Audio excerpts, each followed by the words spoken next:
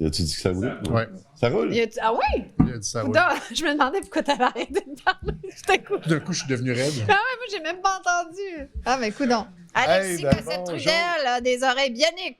Bonjour les messieurs. membres. Bonjour les membres. Puis là, on continue, mais dans une autre direction. Continuons. Ben oui, là, c'est freestyle, là. C'est pas tout le monde qui voit ça. Fait que. Ouais, c'est ça. On a pu être gênés, là. Tout va bien. Tout est vanne. Okay. Si t'as de quoi sur le cœur, tu peux le dire. Tu peux Les envoyer jokes de pète, promener tout ça, Stéphane. ouais. Mais pas moi. Moi, ça va me faire de la peine. OK. Mais Parce que t'es Stéphane, sensible. oui, moi, je suis sensible, mais Stéphane, il n'a pas vraiment de cœur, lui. Il Non, est comme. pas de cœur. Il est juste un intellectuel. Ouais. Good. Hey, ben, regarde, tu sais, en toute franchise, Radio-Québec ont fait connaissance, là, 1 an et demi, Ouais. quand on avait justement fait notre émission sur La symbolique. la symbolique. Ben, Ouais. En fait, Alexis, qui étudie en sémiologie, un doctorat en sémiologie. En fait, non. En fait, j'ai fait un doctorat en sciences des religions. J'ai commencé T'as commencé ton doctorat un deuxième en sémiologie. doctorat en sémiologie. Je me suis rendu jusqu'à la soutenance j'ai soutenu mon projet de thèse. J'étais en rédaction de thèse, puis là, j'ai eu des problèmes avec l'administration. Je m'enregistrais toujours en retard. Et puis là, Parce que après un rappel, tu sais, puis là, cette fois-là, en 2018, ils m'ont pas envoyé de rappel. Ils m'ont juste dit Fuck it. l'année prochaine, tu pourras te réinscrire. Mais on a ça en commun parce que moi, j'ai failli m'inscrire au doctorat en sémiologie. Ah oui, J'avais sémiologie. reçu comme une offre que c'était payé, que je pouvais y aller gratuit. Fait que ça fait, en fait, le profil qui me ressemble le plus, c'est comme Robert Langdon dans le Code da Vinci. Exactement. C'est un religiologue qui fait de la sémiologie. Tu sais, c'est de la sémiologie religieuse. La sémiologie, c'est l'analyse des symboles. Tu sais, C'est Ben, passionnant. c'est ce qu'on hein? fait. C'est C'est tellement drôle. passionnant. C'est ce qu'on fait en franc-maçonnerie. Ouais. C'est tout du symbolisme. Ouais. Puis on essaie justement d'analyser tout Décoder ça, symboles. Pour troller, cette fois-là, tu as décidé, puis moi, je ne savais même pas. Ouais. Il m'arrive avec le symbole de Baphomet. Ben, là, je je suis me comme, cherchais puis là, je dis, Je bon, me ben, c'est le cherchais un diable. symbole. Tu sais, on va parler de symbolique puis de tout ça. Puis je me cherchais. Puis là, j'ai dit, Baphomet. Ça, c'est le meilleur. Mais tu savais-tu que c'est la signification avant ou tu as recherché spécifiquement? Non, je savais que c'était quelque chose qui avait été utilisé contre les Templiers, hein, pour décrédibiliser les Templiers. Alors qu'à la base, tu as dit que c'était un symbole de sagesse. Ouais. Fait que là, c'est ça qui... Ça, c'est la partie, là. C'est ça qui est parti en couille. Que Baphomet, c'était la sagesse, puis que nous, on vénérait Baphomet. Ouais. Ouais, ça, c'est pas moi qui ai dit ça. Non. Non, ça, c'est Non, les c'est gens ça. qui C'était se sont les mis, francs-maçons. Mais laisse-moi juste un peu, avant de dire un petit peu pourquoi je parle de complot. Parce que il y a beaucoup de complots sur la maçonnerie, sur les francs-maçons. Puis tout ça, c'est dû à la Révolution française, les Lumières. Ouais. Hein, qu'est-ce qui s'est passé dans la Lumière? Les francs-maçons ont comploté Ouais. contre... puis ils ont réussi. Hein. Ouais. Après la Révolution française, le gouvernement a tout saisi les églises. Ouais. C'est contre les trônes et l'Église. C'est pas juste en France. Le projet, c'était partout. C'est ça. C'est contre les trônes, donc contre toutes les monarchies et contre l'Église. C'est ça. Il y a beaucoup, puis il y avait beaucoup de francs-maçons, justement, qui étaient impliqués dans cette révolution-là. Ouais. Donc, ça a parti comme tous les chrétiens aujourd'hui détestent les francs-maçons parce qu'ils ont tué l'Église. Ouais. Okay? Mais ça a commencé bien avant ça. Mais ça a commencé, je l'ai, le premier, c'était une œuvre de Voltaire qu'il a fait en 1763, juste avant la Révolution, qui était en 1789. Puis ça décrivait bien l'ambiance dans ce temps-là. Fait que, Ce texte vise la réhabilitation de Jean Calas, protestant faussement accusé et exécuté pour avoir assassiné son fils afin d'éviter que ce dernier ne se convertisse au catholicisme. Dans ce traité sur la tolérance, Voltaire invite à la tolérance entre les religions et prend pour cible le fanatisme religieux, plus particulièrement celui des jésuites chez lesquels il a fait de brillantes études étant jeune homme et présente un réquisitoire contre les superstitions accolées aux religions. ben c'est ça. Fait que, puis ça, c'était l'ambiance dans ce temps-là, c'est que les catholiques, les protestants, ils se vouaient une guerre à mort. Puis c'était absolument invivable. La Saint-Barthélemy. Oui. La religion était absolument corrompue. Puis les francs-maçons, dans le mouvement des Lumières, c'est pas juste les maçons, des intellectuels, ils ont dit, faut arrêter ça. Puis ils ont préparé toute cette... Puis ça, c'est arrivé plusieurs fois dans l'histoire du monde. Il y a eu les Templiers qui avaient pris du pouvoir, puis à un moment donné, Philippe le Bel, qui était le roi dans ce temps-là, avec le pape, ont décidé, on arrête tout ça, puis on les T'as lu Les Rois maudits? Comment? Les Rois maudits, de Maurice Drouon? Non, je l'ai pas lu. Ah, ça, c'est un chef-d'œuvre. C'est ce qui a fait en sorte qu'il est rentré à l'Académie française. Ah. C'est justement comme le détail de toute cette histoire des Templiers-là. Et les Rois maudits, là, c'est-à-dire c'est Philippe le Bel qui met à mort les Templiers et Jean de Molay, le chef des Templiers, sur son bûcher, maudit le roi.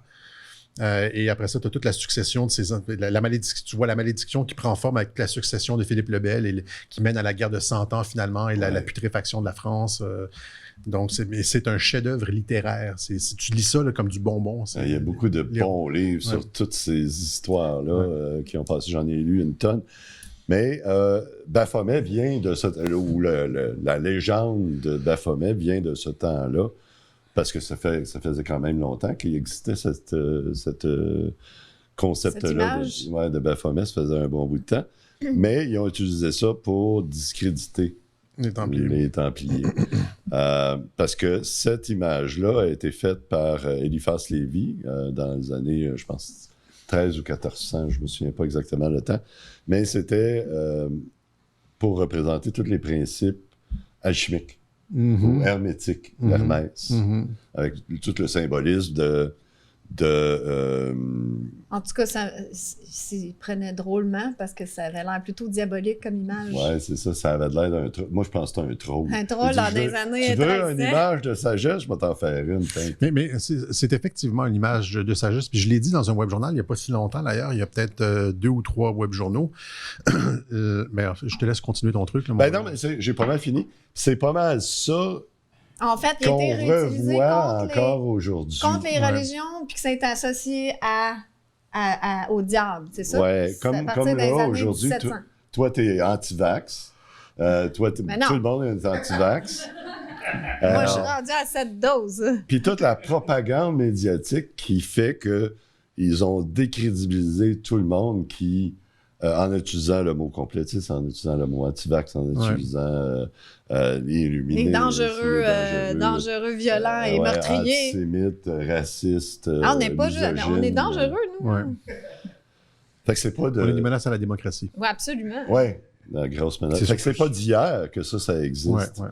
Fait que, puis là, t'avais fait une émission qui parlait de ça.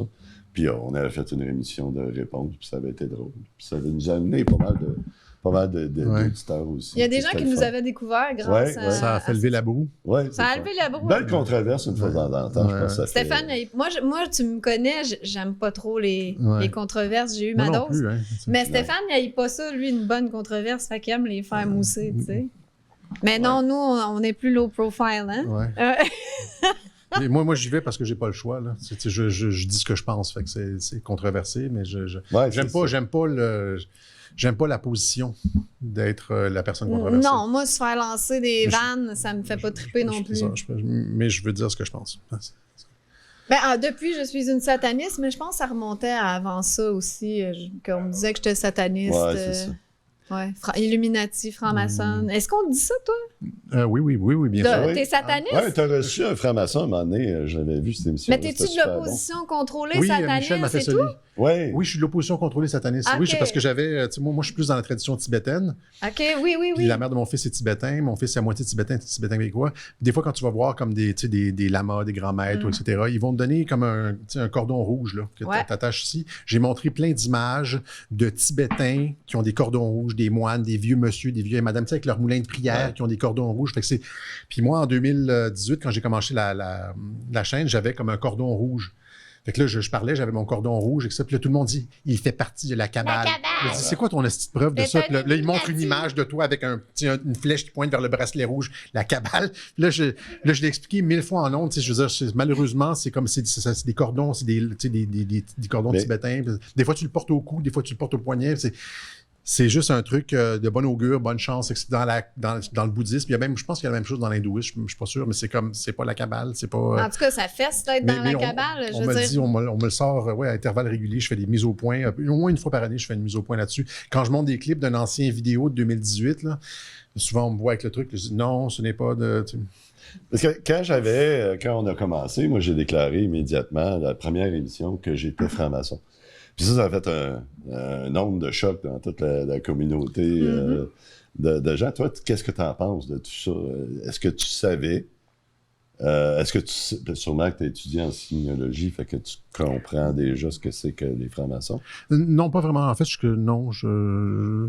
connais plutôt le côté politique de la franc-maçonnerie, mais j'ai pas vraiment regardé. Celui-là, où il y avait la France. Plus aux États-Unis, France qui contrôle France, c'est ça. Tout. Parce qu'au Québec, ça a l'air être gentil. Oui, c'est très gentil. C'est ça, c'est pas pareil. C'est ça. Moi, j'ai un professeur d'université. Tu sais, je l'ai dit sans nom aussi. Hein, c'est que je sais qu'il y a comme dans la franc-maçonnerie, il y a comme une partie de personnes qui sont bienveillantes, etc. Mais il y a aussi à l'intérieur des loges, de certaines loges, des loges de loges, puis aussi comme une structure de pouvoir et aussi des rapports, par exemple, entre... il y a un problème des fois entre... je trouve que ça tu sais, par exemple, quand le ministre qui passe une loi inique et le juge qui doit statuer sur la loi font partie de la même loge, il y a comme un vice à la démocratie. Là. Ça, c'est en France, ça. Oui, en tout cas, peut-être plus en France. Aux États-Unis, c'est la même chose. Et il y a beaucoup de ces... tu vois, il y a une lettre de George Washington. J'étais supposé la regarder avant de venir ici. Une lettre de George Washington qui écrit à une personne, je vais vous la trouver éventuellement, là, si vous tapez sur Google, George Washington letter to, au sujet des Illuminati, OK. Vous tombez ça sur la Library of Congress. George Washington se plaint déjà à l'époque, qui était lui aussi franc-maçon, se plaint à l'époque qu'il y a comme de l'infiltration des Illuminati. Quand on parle des Illuminati, c'est pas l'espèce de truc, là, le buzz dont tout le monde parle ces temps-ci. C'est la vraie loge Italie. Avec Adam Weishaupt, je pense en Allemagne. En Allemagne, oui. C'est ça, en Allemagne. Et cette loge-là, justement, était sur les principes de... c'est ça, il faut essentiellement renverser les trônes et créer une espèce d'État universel. Et beaucoup de ce qui est paradoxal, c'est que beaucoup de ce qu'on voit aujourd'hui dans le monde représente pas mal les idéaux de Adam Weishaupt. Et donc, lui avait parti cette loge-là ultra secrète qui visait à subvertir les trônes et l'Église. Et on sait tout ça parce qu'ils se sont fait attraper. Leurs documents, c'est-à-dire il y a eu un messager d'Adam Weishaupt qui a été frappé par la foudre, littéralement, entre deux villes, et on a trouvé ces documents. Ah oui.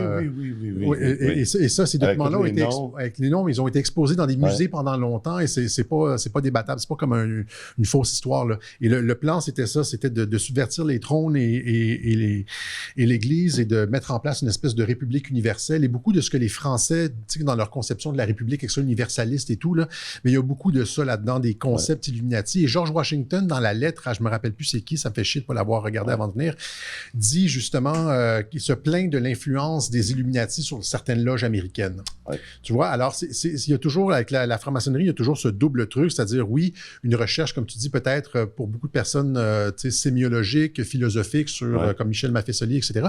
J'ai même un professeur d'université, moi, mon premier peut-être professeur de philosophie à l'université, c'est la philosophie politique, et un gars qui m'avait vraiment impressionné, genre j'étais comme, j'avais une foi énorme en lui, etc. Et puis, je l'avais revu, il m'avait contacté plusieurs années plus tard sur Facebook en me proposant de rentrer dans les francs-maçons. Donc, et cette personne-là, je sais que c'est une bonne personne intégrale. Et donc, c'est ça, il y a chez les francs-maçons plein de loges inoffensives, etc.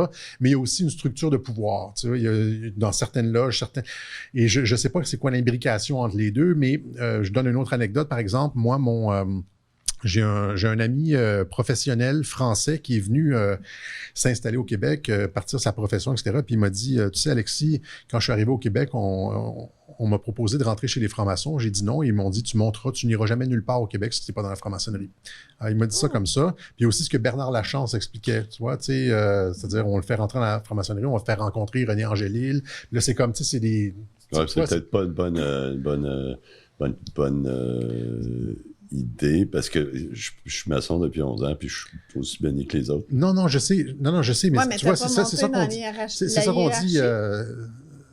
Oui, mais c'est parce que c'est généralisé, c'est de faire de la généralisation. Non, mais je veux dire, c'est qu'il y a, comme je le dis, il y a probablement certaines loges qui sont inoffensives, etc., mais il y a aussi en parallèle ce dont George Washington se plaignait, c'est-à-dire l'infiltration Illuminati. À l'époque, ça s'appelait ça s'appelle probablement plus comme ça aujourd'hui. C'est plus de la maçonnerie à ce point-là. Et là, on parle d'une structure de pouvoir parallèle qui phagocyte finalement la démocratie.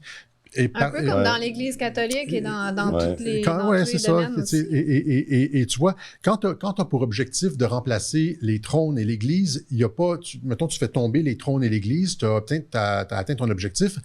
Tu laisses pas le vide. C'est-à-dire que ceux qui ont fait tomber les trônes et l'Église, évidemment, vont remplir le vide. Vont remplir le vide, mais c'est un pouvoir, contrairement à l'Église et les trônes qui étaient des pouvoirs visibles, le pouvoir de certaines loges franc-maçonnes est invisible. Et encore une fois, ça s'articule avec des loges comme, tu sais, je pense pas que par exemple, le Grand Orient et, tu sais, il y a des loges qui sont très, très publiques et très, très... bienveillants. Mais je suis pas d'accord avec le Grand Orient, là, sur pas grand-chose, là. Michel Maffesoli le disait, ils sont à gauche. J'en avais parlé. Parce que t'avais pas d'affaire à parler contre le passeport vaccinal. C'est les deux, tu sais, c'est ça que je te dis. J'en avais parlé de ton entrevue avec Maffesoli. C'est que lui, il disait exactement, il est dans exactement la même idée que moi. C'est que le Grand Orient de France, qui se mêle de politique, ce n'est plus la franc-maçonnerie. Moi, je ne voudrais pas que ma grande loge se mêle de politique et donne des opinions politiques pour moi. Mais il y a peut-être d'autres loges qui s'en mêlent. Par exemple, tu me disais, ça, c'est surtout en France, etc. Mais regarde aux États-Unis, il y a toute l'influence des Skulls and Bones, du Bohemian Club, etc. Ça, c'est pas des maçons. Même Biden, c'est connexe. C'est-à-dire, c'est pas de la maçonnerie comme ouverte, c'est des sociétés secrètes qui sont qui sont comme, en tout cas, c'est connexe à de la franc-maçonnerie. Mais c'est pas des maçons, c'est ça. C'est le même système comme les satanistes. C'était pas des maçons, c'était des gens qui avaient fait une loge qui ressemblait aux maçons, mais c'était pas des maçons. Les satanistes font ça aussi. Ils ont comme une structure semblable à la franc-maçonnerie, apparemment. Parce que moi, la maçonnerie... Il y a comme des zones connexes. Il y a comme l'impression qu'il y a il y a des zones distinctes, mais il y a aussi des zones connexes entre ces... Puis c'est sûr qu'il y a des gens malveillants qui réussissent à monter les éclons, qui comptent, mais même qui s'ils sont montraient les échelons dans la structure que moi je suis, ils seraient juste plus sages.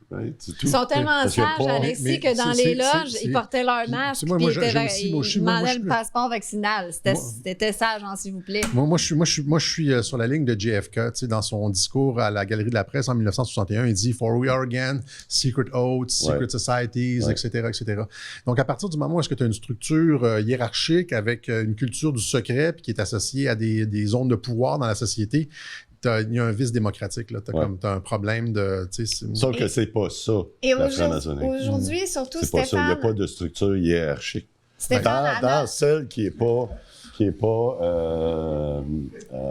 impliquée en politique. De celle que moi, je connais. Il n'y a pas des degrés, genre 33e degré? C'est ça, Il n'y a pas ça? Oui. Ben, c'est ça. Il y a des degrés, puis après, il faut que tu gardes les secrets quand tu montes de degré en degré, puis c'est comme... Oui, mais il y a une raison pour ça. C'est que tu veux pas donner à ceux... Parce que c'est comme tous des petits casse-têtes. Des casse-têtes que tu essaies de régler. Il y a des casse-têtes qui alignent la vertu, des symboliques de vertu et tout ça. Il faut que tu les comprennes par toi-même. C'est ça, Mais Stéphane, j'en parlais hier, en tout cas, bref. Avec Francis. Oui. J'allais dire notre invité. Non. C'est bon. Et puis, je comprends que l'école des mystères, jadis, c'était pour... on amenait les enfants qui avaient peut-être des facultés plus développées que les autres, puis on les amenait. Puis c'est à eux qu'on pouvait dévoiler ces informations-là. Puis c'est pour ça que dans la franc-maçonnerie, il y a des clés à aller chercher, puis que c'est pas tout le monde qui ont la capacité de... Comme le petit jeune qui travaille à Cube Radio, lui... Non, lui, je pense pas qu'il est franc-maçon. Mais Il ne pourrait pas le donner. aujourd'hui, en 2024, je trouve que cette connaissance-là devrait être démocratisée, que tout le monde devrait avoir accès à ça, que ça soit plus un truc caché, puis Ouais, mais là, qu'il faut faire des contredis initiations. parce que tu viens de dire que c'est pas tout le monde qui pourrait... Non, mais aujourd'hui, le monde sont rendus allumés. Là, il y a 2000 ans, le monde n'avait pas la même... Tu dis que le monde est allumé aujourd'hui? C'est parce que ça. Aïe, aïe! Oui, mais on est brainwashé à être con. Tu vois, moi, là, c'est. Ouais, moi, je crois aussi que les gens sont. Le monde à l'école. C'est qu'on produit de l'abrutissement. C'est ça. On produit de l'abrutissement. On produit, c'est un abrutissement de la population volontaire. Et moi, je pense aussi que des fois, tu peux en fait, en rendant public certaines choses, en ne les cachant pas, de toute façon, comment je pourrais dire? C'est comme tu sèmes et les fruits pousseront ou ne pousseront pas. Mm-hmm. Tu vois, c'est-à-dire que les gens en feront ce qu'ils veulent. Je doute de la culture du secret, c'est ça. Moi aussi. Surtout mais ça revient à Trump et les patriotes sont dans le secret. Ben, je veux dire, là, quand tu parles de renseignements, tu ne vas pas quand même pas vendre des secrets nucléaires des États-Unis à qui veut. Etc. Là, je veux dire. Mais oui, on devrait réduire la culture du secret. Puis il y a un problème avec les agences de renseignement. Il y a un problème définitif avec on retourne dans la politique. C'est ça. Puis ils utilisent eux aussi la culture du secret pour prendre le contrôle sur manipuler les politiciens, prendre le contrôle des journalistes, manipuler les journalistes, etc. La technologie, etc. Ils espionnent sur des gens, ils obtiennent de la merde sur des gens, après ça, les font chanter, leur font faire des trucs qu'ils veulent, etc. Ouais, c'est ça. Donc la culture du secret est problématique rendu où est-ce qu'on est. On est rendu aux révélations. On est mûr pour ça. C'est juste ça. qu'elles sont là, les informations. C'est révélé. C'est juste c'est bloqué partout. À la population, à la masse. Mais je suis d'accord avec toi sur le fait que Baphomet, par exemple, est un symbole de sagesse. C'est juste que, encore une fois... qui a été détourné pour faire la C'est un symbole de sagesse. Attends, laissez-moi juste clarifier ma pensée. Ah oui, parce que là, on va dire que tu vénères Satan. Alexis, c'est un sataniste! Et puis, mais en fait, je l'ai dit dans un web journal de toute façon, fait que tu sais, c'est effectivement, encore une fois, puis un petit peu, ça rejoint ce que Stéphane dit, c'est que ça s'adresse seulement à certaines personnes. Ouais. Le fait que Baphomet soit finalement, je suis en train de te donner ton argument. À ceux qui s'intéressent. Parce que si tu le dis en public, encore une fois, là, je disais, il faut que tout soit public, mais finalement, si tu le dis en public, ça devient problématique. Mais encore une fois, tu vois, c'est parce que c'est ça. Si tu regardes la philosophie grecque, comme des trucs comme le Parménide de Platon, c'est tu vas dans la mystique, même dans la mystique chrétienne, comme genre chez Maître Écart, etc. Il y a toute cette conception de l'un. De l'unité fondamentale de l'univers, etc. Ouais. Et donc, du dépassement de toutes les dualités. C'est pour ça le principe féminin et masculin. On dépasse le masculin féminin, on dépasse l'homme animal, on dépasse... Et donc, il y a cette espèce mais c'est une perspective complètement mystique, ça. C'est une perspective complètement mystique. Or, on a l'impression que parce que c'est pour atteindre la mystique et l'un et le grand tout avec l'univers, il faut que tu dépasses la grammaire conventionnelle. Il faut que tu arrives comme à une compréhension supérieure. Mais là tu arrives dans le symbolisme. Oui, et c'est ce qu'on retrouve dans des textes, comme je l'ai dit, le Parménide de Platon chez Maître Écart et d'autres. On retrouve ce genre de truc-là. Quand tu regardes les textes mystiques, c'est ça, c'est que on va au-delà des concepts. Et donc, pour aller au-delà des concepts, il faut que tu dépasses les dualismes. Okay? Ouais. Et donc, oui, ça peut représenter ça, le dépassement des dualismes. Baphomet, ça peut représenter ça. Mais, encore une fois, ça s'adresse à très peu de personnes. Les gens qui sont sur une démarche de dépasser les dualismes et des démarches mystiques, généralement, c'est dans des cavernes ou dans des monastères. Où c'est très rare des gens qui sont... Dépasser la libération. Alors que là, on a l'impression que Baphomet est utilisé comme projet de société. Comme une volonté politique, afin de mélanger de mélanger, mais c'est un transgenre. Là, On le voit de plus en plus dans la culture populaire. Donc mélanger l'homme et l'animal, c'est un peu ça, Dionysa. Ouais, hermaphrodite. Ben, je veux dire, non, je veux dire, il y a des seins, il y a des cornes. Ouais, c'est pas un transgenre, je comprends ce que tu veux dire. Ouais, c'est il est homme-femme. Il est homme-femme. Mais quand tu vois une fille avec des boules avec une barbe, là, c'est comme genre, c'est ça. Oui, mais là, il y a quand même des enfants auprès de lui aussi. Et donc, tu vois, là, on a l'impression que c'est ce projet-là comment je pourrais dire, ce projet-là est un projet d'ingénierie sociale qui est utilisé comme une arme politique pour déconstruire complètement la société. Ouais, je pense que tout est rendu une arme politique aujourd'hui. Et que, tu sais, finalement, c'est comme... en fait, c'est pas ça. C'est comme... Quand tu regardes le champ politique, tu vois comme, on dirait, les expressions sociales de Baphomet, on dirait. C'est comme... parce que c'est comme si il était... c'est comme si on dirait que j'ai la misère avec... Il symbolisait le projet de société qu'on il voit. devenait l'archétype du projet de société qu'on est en train de déployer devant nous. C'était ça aussi ma critique quand je disais par-delà la baphométisation. Alors que la société a besoin d'une grammaire, pour que les gens se construisent socialement, on a besoin de construire notre identité sexuelle, notre identité religieuse, spirituelle ou... On a besoin d'une grammaire stable et de concepts pour avoir le langage est basé sur la dualité. Le langage lui-même est basé sur la dualité. Si tu lis Saussure, la linguistique, le langage, le sens qui est attribué à un terme est toujours en exclusion des autres termes. Et ce truc-là d'exclusion est maintenant ce qui est en train d'être appliqué. On est en train de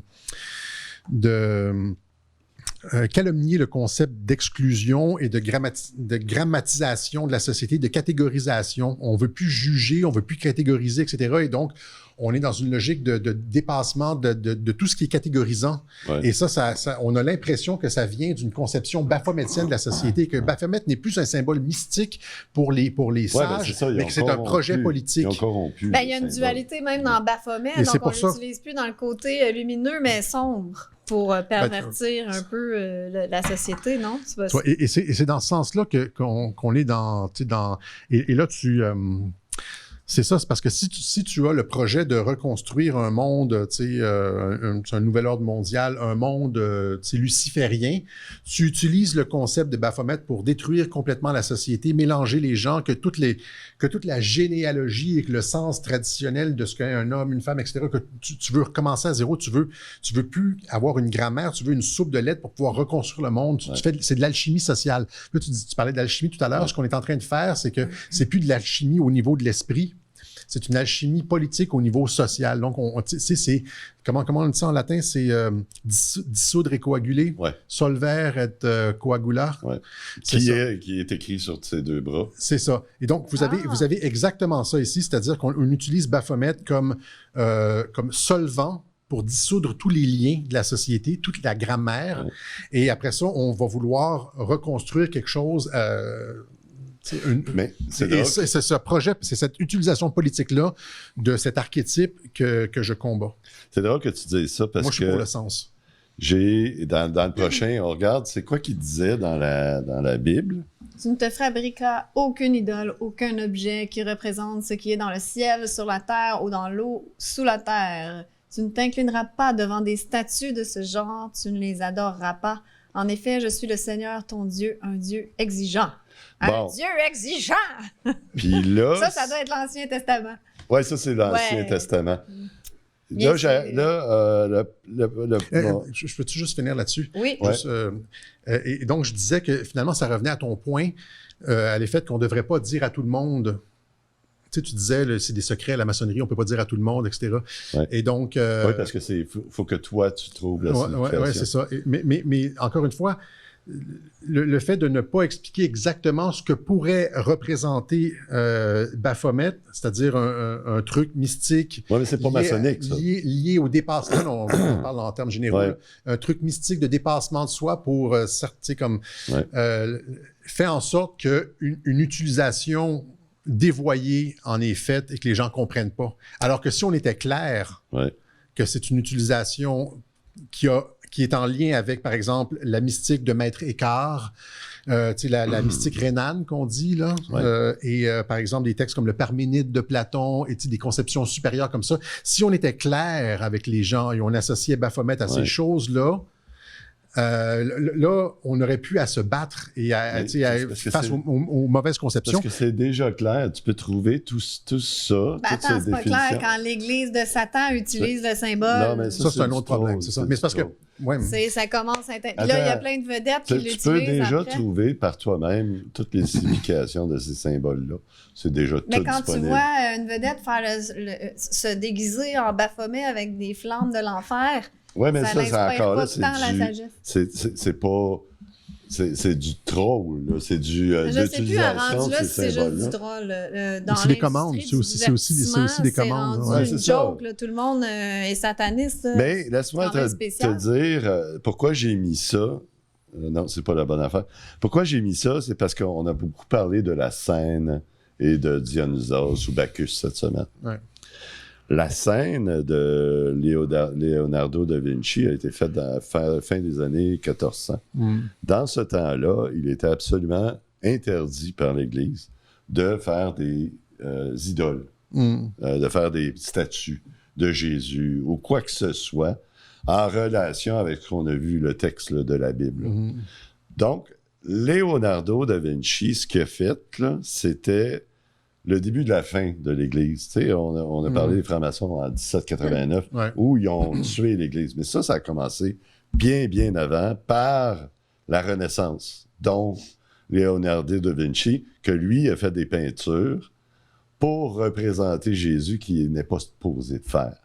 Donc, c'était un complotiste, un rebelle. C'était tous des rebelles. Au début, au début de la Renaissance, là, ils ont fait un paquet de subtilités pour justement décrédibiliser puis tranquillement détruire l'Église à sa source de l'intérieur, parce que c'est même le pape, je pense, qui avait commandé ça, cette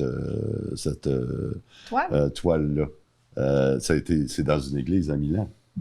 Hein? Sauf qu'il y a mis des petits symboles coquins dedans qui montraient sa rébellion. Puis aujourd'hui, on a vu, cette semaine, on a vu là, tout le monde s'offusque parce qu'ils ont utilisé la scène.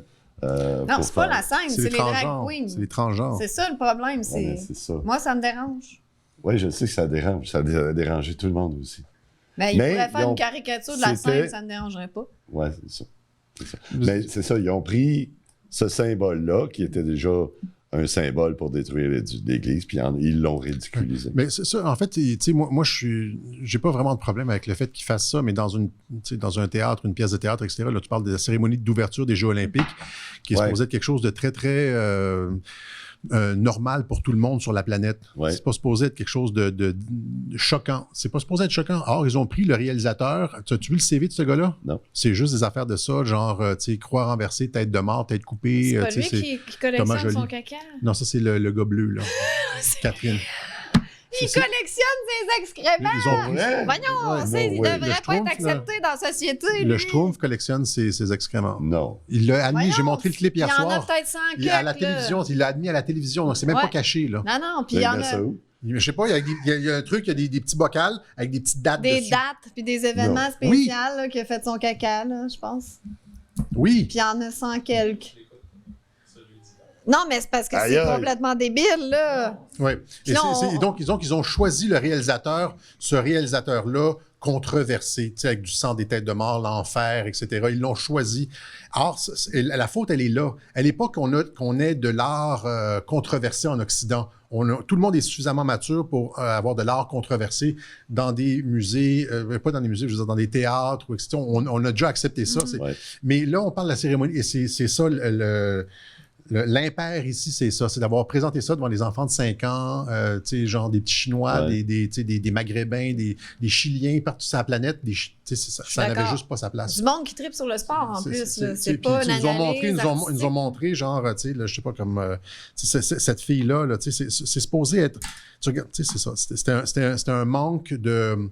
C'était hors contexte. La petite grosse des services secrets qui était là. La petite grosse, c'est ça. Je veux dire, qu'est-ce qu'elle faisait là? C'est quoi? C'est le... c'est le manger du hamburger. Là, Penses-tu pas que... Oui, il n'y a rien qui représente le sport là-dedans, c'est ça. Penses-tu pas que c'est en droite ligne avec tout le reste qu'ils font depuis le début? C'est-à-dire, puis moi, je pense que ce qu'ils ont fait là, c'était vraiment pour choquer, pour montrer l'état actuel de la société, comment c'est débile. Non. Moi, je pense pas ça. Tu penses pas ça? Non, je pense qu'ils sont dans le prosélytisme. Je pense qu'ils sont dans le gavage tu veux doigt, faire là. du prosélytisme, tu mets quelque chose de beau, puis d'accueillant, puis de... Mais les drag queens dans les écoles, c'est pas beau et accueillant. Ils sont dans le choc. Ils sont dans la théorie du choc. C'est-à-dire qu'ils vont présenter des drag queens devant des enfants. Ils vont faire des vidéos. J'ai montré des vidéos où est-ce que tu as un petit enfant, genre de 6 ans. Puis là, tu as la drag queen qui est devant lui. Puis là, qu'est-ce que tu penses? Est-ce que je suis pas belle? Ou etc. Puis là, il est comme... fait que là, c'est du traumatisme. C'est du... Comme ça, c'est ça qu'ils font. Ils font ça dans ta gueule. Ils font ça partout. Après la controverse, certaines d'entre elles disaient, on s'en va nulle part, là, on continue comme ça. C'est-à-dire ils ne s'excusent pas. Mais c'est ce qu'ils sont. Gros que ça me fait penser que c'est une pièce de théâtre, ça aussi. Puis ils font exprès pour choquer le monde. Oui, bien, c'est évidemment qu'ils font exprès pour choquer le monde, mais ils se sont fourvoyés sur la réaction mondiale. Ils s'attendaient à ce que ce soit choquant, qu'il y ait des protestations. Mais attends, ils s'attendaient peut-être à ce que là, on soit choqués, puis dire, regardez comme il y a de l'homophobie, puis de la haine sur les réseaux sociaux. Division. C'est que là, ils ont créé une division extraordinaire, encore une fois. Ouais. C'est que tous ceux qui sont sur X, finalement, ils ont tous réagi de la même façon. Non, les gouvernements partout, la cérémonie a été interdite dans plein de pays. Et puis, il y a juste les journalistes en fait, c'est ça, c'est ce que tu penses, ce que tu dis, c'est vrai, c'est qu'ils voulaient probablement créer de la division. Ouais. Mais finalement, ils ont rallié la plupart des gens contre eux. C'est comme au Québec, les drag queens dans les écoles. Rappelle-toi, là, il y a eu cette espèce de tollé, puis ils ont dépêché Barbada rapidement, à tout le monde en parle pour essayer de s'excuser. Puis elle disait genre, non, on fait pas de propagande, on fait pas du brainwashing dans les écoles, alors que, ça a été comme, ça a été comme fiasco sur fiasco de relations publiques, et ils ont été obligés finalement de faire sortir un sondage par Éric Duhem disant que 57% des Québécois étaient comme en faveur des drag queens dans les écoles. Or, ce sondage-là que Éric Duhem a sorti, ce sondage-là échantillonnait, et ce sondage-là, léger, a échantillonné 75% de ses répondants dans les personnes qui n'avaient pas d'enfants. C'est-à-dire une proportion surreprésentée d'homosexuels ou de... Tu comprends ce que je veux dire? Ouais. Dans les 15% de la population qui a jamais eu d'enfants, ils ont échantillonné 75% de leur truc là-dedans. Et donc, ils font du rattrapage parce qu'ils essaient des coups médiatiques, ils essaient de diviser, de surfer sur l'homophobie, la transphobie, etc. Mais finalement, ce qu'ils font, c'est ce que j'ai dit dans le Web Journal le dimanche, c'est ce sont des échecs médiatiques. Ils produisent du grand réveil et de l'unité contre eux. Ce sont des fiascos médiatiques. Le but de produire un grand réveil. Non, je pense pas. Tu penses pas, non? Tu regardes Thomas Joly, regarde le gars avec ses excréments, lui, il n'est pas du tout dans le grand réveil, là. Faut être dérangé, solide, de mettre lui. J'ai jamais pensé à ça, de collectionner des excréments. Voilà. C'est ces gens-là, c'est des gens qui sont narcissiques. Non, mais ça se peut. Tu vois la télévision, puis tu te dis, oui, je collectionne mes excréments. Imagine dans quel asti de monde il faut que tu sois pour aller... Genre, non, dis-le pas, et honte un peu. C'est comme Barbada, tu sais, qui organisait des masturbotons publics. Ouais. Le gars, il organise. Tu sais, genre, imagine ça, tu sais, je veux dire, quand tu fais ça, mais genre, je me sens c'est comme. As-tu vu une vidéo des gens? Mais lui, il s'en va, genre, devant une scène, puis gentil, il regarde le monde, puis c'est comme, genre. Passons-nous! T'as-tu vu la vidéo que les anticomplotistes ont faite de toi? Non. Quand tu parlais de ça, le masturboton? Non. Il y avait comme une toune. Ah oui. C'était drôle. Puis là, il montait des extraits de toi. Mais c'était pas négatif de non, c'était juste drôle. Ouais. Parce que tu disais, là, on se crosse, ou puis là, tu faisais le geste, je pense. Mais imagine ça. Fait que ça, ce sont des gens qui ont pas beaucoup de retenue. Et donc, j'ai l'impression que ce Pour sont... ramasser ces excréments. C'est ça, c'est des gens qui n'ont pas beaucoup de retenue. Et donc, je pense que c'est une faute, finalement. C'est un handicap psychologique qui fait en sorte qu'ils dépassent, qu'ils vont au-delà de ce qu'ils devraient faire et puis ça se retourne contre eux. Surtout en mettant une petite fille dans le tableau, avec des drag Si queens. ça, c'est ce que tu viens de dire, que ça se retourne contre eux, est-ce que c'est pas des marionnettes qui dirigent ça justement pour leur faire ces stupidités-là? Ouais. Pour que ça retourne Je contre sais eux. pas, j'ai vraiment cette impression moi, je qu'ils pense voulaient pas. créer encore plus de guerre. Ouais, Puis que là, ils disent, regardez toute l'homophobie, Parce que la haine sur les réseaux sociaux. l'autre item qui me donne cette impression-là, c'est le fameux Ça ira. Ah, ça ira, c'est quoi Qui chantait ça? les aristocrates, c'est une chanson... Mais à quel moment? Moi, j'ai pas écouté la c'est dans la cérémonie. c'est dans la Je Révolution sais sais pas de quoi française. ce que je parle, j'ai pas écouté. Ah, ça ira, les aristocrates à la lanterne. La lanterne, c'est... puis après ça, c'est Ah, ça ira. Les aristocrates, on les pendra. La lanterne, c'est où ce qu'il les pendait. Les lanternes pendant la Révolution française. Je pense que c'est un clin d'œil que... C'est un clin d'œil parce que là, qu'est-ce qui mène le monde? C'est encore les survenus comme avant la Révolution française. C'est les aristocrates. C'est eux autres, là. Puis le capitalisme a donné ça. C'est que veut dire que au début, c'était toutes des petites entreprises. Puis là, tranquillement, ils sont devenus plus grosses. Puis les grosses sont tellement grosses qu'ils avalent à peu près toutes les autres. Fait que là, tu sais, toi, t'es assez vieux pour te souvenir que... Hey. que les petites quincailleries du coin, ça existait, les petits magasins pour que tu peux acheter du linge, puis tout ça. Mais là, c'est rendu des Walmart, c'est rendu des Home Depot, des supermarchés IGA. Même il n'y a plus de nightlife. Là, avant, c'était vivant, les restos, les discothèques. Fait que c'est rendu... C'est les aristocrates maintenant qui contrôlent absolument tout. Il n'y a plus de place pour le petit peuple. Il n'y a plus de place pour l'entrepreneuriat. De moins en moins. En tout cas, il en reste encore, mais de moins en moins.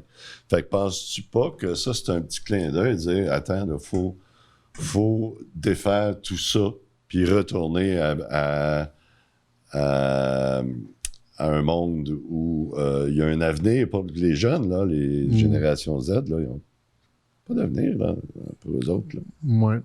Dans leur tête. Là. Ça, il faut que ça soit. Ça peut pas rester comme ça dans la société.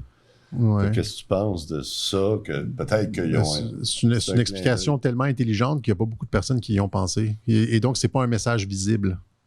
Oui, mais c'est tout l'occultisme qu'ils utilisent. Hein? C'est ça, mais si c'est de l'occultisme, c'est pas un message grand public. Là. Ça aurait dû être un message, si ce que tu dis est vrai, ça aurait dû être un message grand public, beaucoup plus accessible, alors qu'il n'est pas. Là, le message est clair.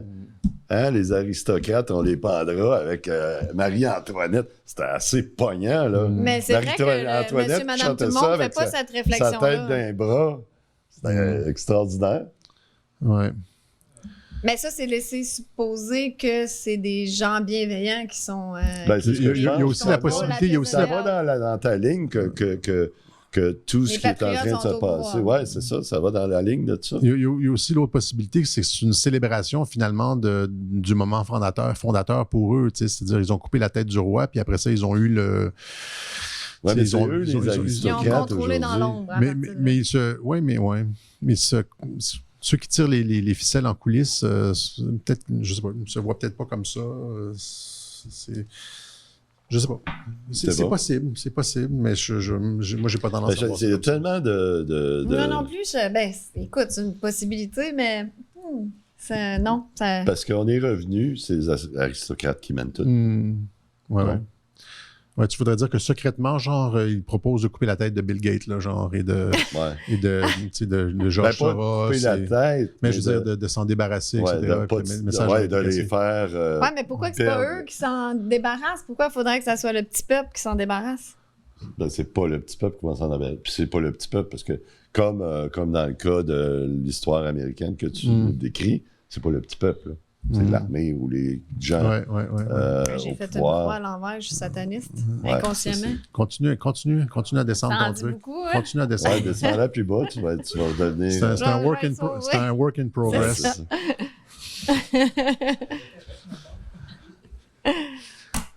Ça serait pas dans la même tendance de ce que tu décris? En fait, je pense que j'ai des doutes sur le niveau d'avancement de la prise de contrôle, on pourrait dire, des patriotes sur des pays comme la France ou le Canada. Il y a des personnes qui disent que, tu sais, au Canada aussi, il y a cette interprétation-là, on l'entend aussi à gauche et à droite, dans le genre, ils font ci pour que les gens au Canada se réveillent, etc. Mais je pense pas qu'on soit si avancé que ça au Canada. Parce que, Ni en France. tu te rappelles l'histoire, les États-Unis et la France ont fait leur révolution pas mal en même temps. Ils sont aidés un et l'autre. Ouais, c'est ça, la France a aidé les États-Unis. Il y a aussi une chose, Stéphane, que tu dois... Peut-être que c'est le même... Mais il faut que tu considères le fait que les Jeux olympiques, c'est très corrompu à la base. Tu sais, je veux dire, ils font des milliards et des milliards. C'est une possibilité. Ouais. Mais ils font des milliards et les joueurs, les athlètes ne font pas une scène là-dedans. Donc déjà, c'est très corrompu. Fait que de leur attribuer cette espèce de bienveillance, je trouve ça étrange. Oui, tout est corrompu. Toutes les institutions sont corrompues. Puis on l'a vu grâce à tout ce qui s'est passé depuis 5 ans. Puis on n'est pas les seuls, mais quand tout le monde va le savoir, il me semble que ça va faire quelque chose. Mais non, mais on le voit, tout est là devant nous. Les gens le perçoivent pas encore. Mais ils ne voient pas parce qu'ils écoutent juste les médias mainstream. C'est pas juste ça, c'est que même quand on leur présente quelque chose de factuellement raisonnable et articulé, même quand on leur présente il y a cette espèce de dissonance cognitive. Mm-hmm. Ça, c'est la façon dont l'esprit fonctionne, c'est-à-dire que l'esprit a toujours tendance à produire une conception cohérente du monde. Ça, je l'ai expliqué, je pense, dimanche dernier. Ouais. Et donc, quand il y a des éléments qui n'entrent pas dans la cohérence, ils sont rejetés. Ça sort de l'autre bord. Ils sont rejetés. L'esprit est toujours en train de lisser comme sa conception de la réalité. On vit dans un monde stable, on vit dans un monde comme ça. Ok, moi, mon nom, c'est ça. Et puis, tu sais. Et puis, c'est ça. Quand il y a des failles, ils tentent à boucher les failles. Mais souvent, ce qui se passe, c'est que les failles se multiplient. Éventuellement, l'esprit est plus capable de maintenir l'ancienne vision du monde. Donc, c'est comme ça. C'est là que ça peut devenir violent. C'est comme un mécanisme de survie, mais à un moment donné, on doit se réadapter. C'est un peu comme le truc, comme dans la matrice. On sort de la matrice. Éventuellement, et là, on ne sait pas, pour chaque personne, il y a un degré différent du moment où le point va être atteint, où est-ce que la vision cohérente du monde n'aura plus de sens et finalement, ils vont commencer à se poser des questions, etc. Le processus, c'est peut-être que ça va plus vite chez les gens qui sont à la base très, très différents. Tu sais, comme toi, tu es différent. Donc, ce processus-là, il se fait plus facilement. C'était pas comme monsieur, madame, tout le monde. Hein? Je sais pas. Ben, je te dis. Comme quoi? Je sais pas. Déjà, t'es plus un introverti. Oui, il y a plein d'introvertis aussi. Oui, mais c'est peut-être 25%. Il y a plein d'antifas introvertis. Des gars avec les cheveux roses puis tout. Là, déjà, t'as un 25% de la population introvertie puis intellectuelle. Tu sais, quand même intellectuelle, mais avec un quotient intellectuel élevé. Fait que là, t'as encore une plus petite partie de la population. Je pense que quand t'es différent à la base, tu t'es toujours senti... Quand t'étais jeune, quand t'étais petit, tu devais pas te sentir comme les autres. Donc, t'as ta perception du monde déjà à diffère. J'ai l'impression. Parce que moi, j'ai vu tout de suite... Puis toi? L'arnaque, mais je suis bizarre. Moi, j'ai tout le temps été bizarre. Je dis pas que j'ai un quotient supérieur, mais je suis bizarre. Pour aller à l'encontre du mainstream, il faut être un peu bizarre. Exactement. Parce que c'est dangereux. Je pense qu'on est tous un peu étranges. Tous cancellés. Fait qu'à un moment donné... Il faut pas être trop conformiste, tu sais, c'est ça, exactement. Je pense que c'est peut-être ça le mot. En fait, il y a des statistiques là-dessus, hein. Je pense qu'il y a 20% de la population qui... c'est l'expérience de 1000 grammes, je pense. Oui. Il y a 20% de la population qui arrêterait avant de tuer le gars. Un ordre qui a clairement pas de sens, etc. Donc, il y a aussi des trucs sur le conformisme, c'est des phénomènes sociaux, c'est-à-dire, comme tu fais rentrer quelqu'un dans une pièce, il y a comme 6 personnes qui sont assises. Ah oui. Là, les personnes se lèvent, et puis là comme l'autre, tu sais pas pourquoi les personnes se lèvent. Puis éventuellement, il va commencer à se lever avec tout le monde sans savoir pourquoi. Mais il me semble, c'est évident que nous, on dirait, mais pourquoi vous vous levez? Moi, je serais là, genre en train de chatter. Là, genre, non, mais moi, je serais trop curieuse, mais pourquoi vous faites ça? Mais je pense pas qu'il y a personne ici qui aurait pesé sur le piton pour électrocuter quelqu'un, tu sais. Je crois que, bon, ben voilà. Oui, lui, là-bas, dans le fond, là. C'est un sadique, ça. Oscar, lui, il l'aurait fait. Ah ouais, c'est ça. Ça lui fait de la job, là. Mais ils n'étaient pas payés, ces gens-là, en plus. Là. Il n'y avait pas d'incentive. Ça c'est des pourcentages. Je sais pas.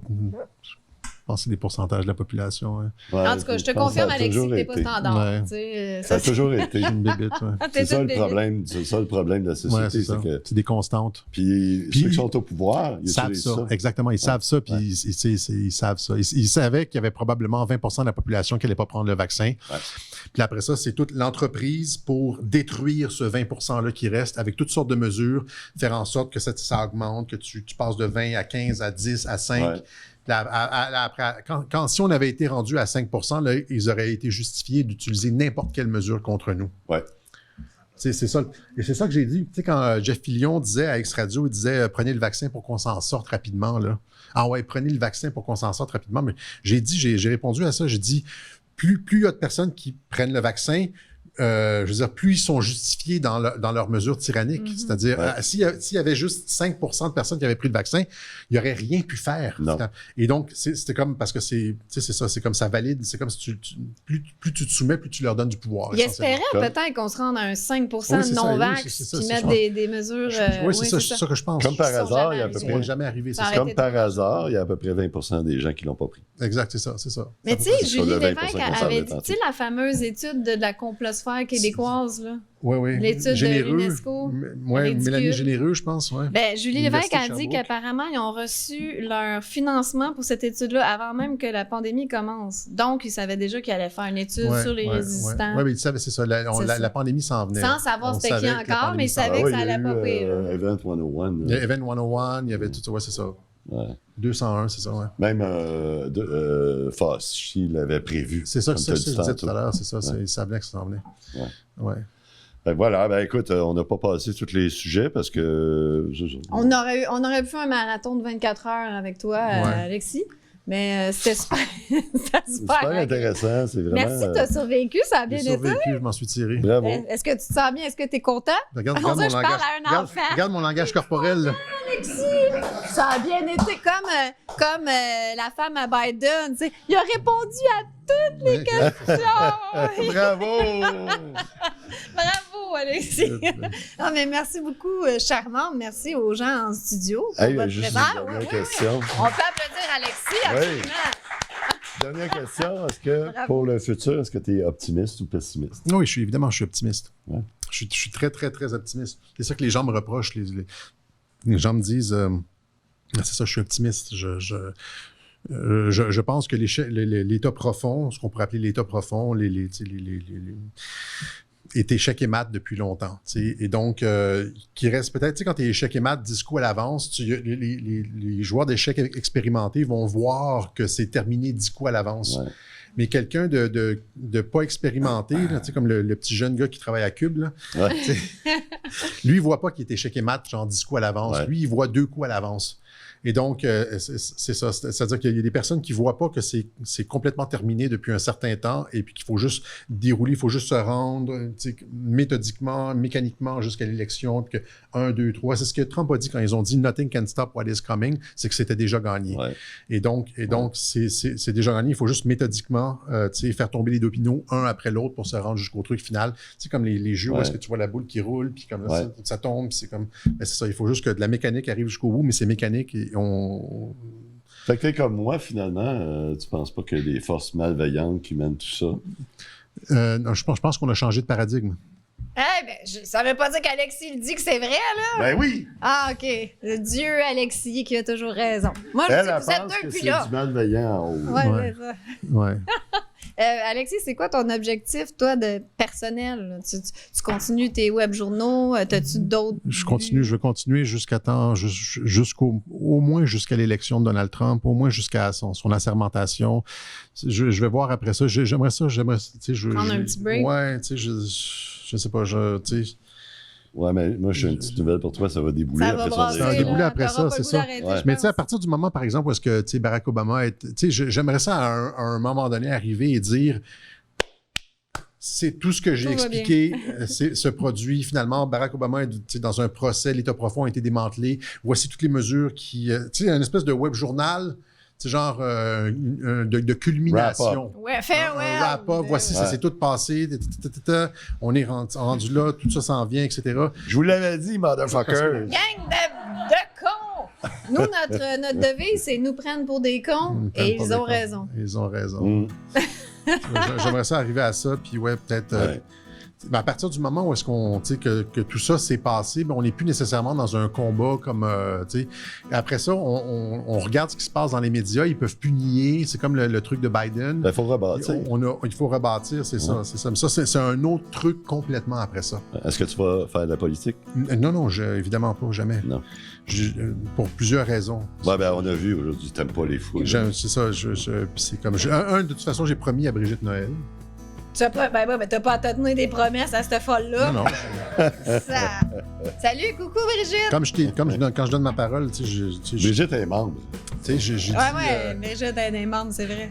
Mais c'est ça. Mais j'aime pas du tout la politique. J'aime pas gérer les... Tu sais, j'aime pas gérer les conflits, j'aime pas s'il y a juste de ça en politique. Tu sais, les conflits, dans ton personnel, tu vas gérer les conflits. Dans ton parti, tu vas gérer les conflits. Au gouvernement, tu vas gérer les conflits. Tu vas te promener dans les corridors avec des dossiers, puis genre, tu sais, des réunions, puis c'est comme... Aller dans tous les événements, serrer des mains. C'est ça. Je veux dire, je l'ai déjà fait, là. C'est ça.